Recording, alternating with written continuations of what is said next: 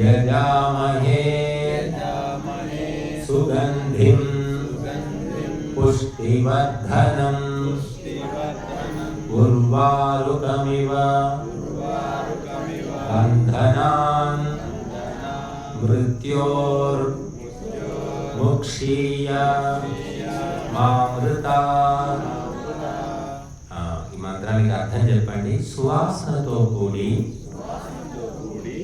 పుష్టిని కలిగించే పండిన కర్బూజా పండు అనాయాసంగా తీగ నుండి తనకు తానే వేరైనట్లుగా ఓ సృష్టి స్థితి లయకారక పరమాత్మ మమ్ములను కూడా అట్లే మృత్యువు అనగా అవిద్య నుండి విడిపించుము, కానీ అమృతత్వము అనగా విద్య నుండి విడిపించకుము అని ప్రార్థిస్తున్నాము.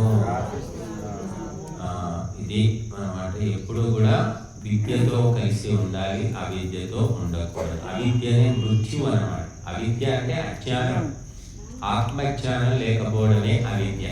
కాబట్టి ఇప్పుడు ఆత్మజ్ఞానం చదువుకుంటే నేర్చుకుంటే సర్టిఫికెట్ ఇచ్చేవాళ్ళు లేరు, ఉద్యోగం ఇచ్చేవాళ్ళు లేరు. కానీ దానివల్ల మనకు అనేక జన్మలు అనేవి ఉండకుండా జన్మలు నశించి నిరంతరము మోక్షానందంలో ఉంటామన్నమాట. కాబట్టి ఇది మరి సాధించాలి అంటే మనము వేదానుకూలంగా నడుచుకోవాలి. ఇప్పుడు 54 ఆహుతులు ఇస్తాము. ఓం త్రయంబకం యజామహే సుగంధిం పుష్టివర్ధనం ఉర్వారుకమివ బంధనాన్ మృత్యోర్ముక్షీయమామృతాత్ స్వాహా.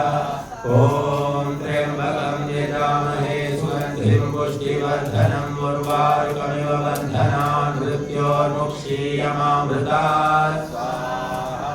ఓం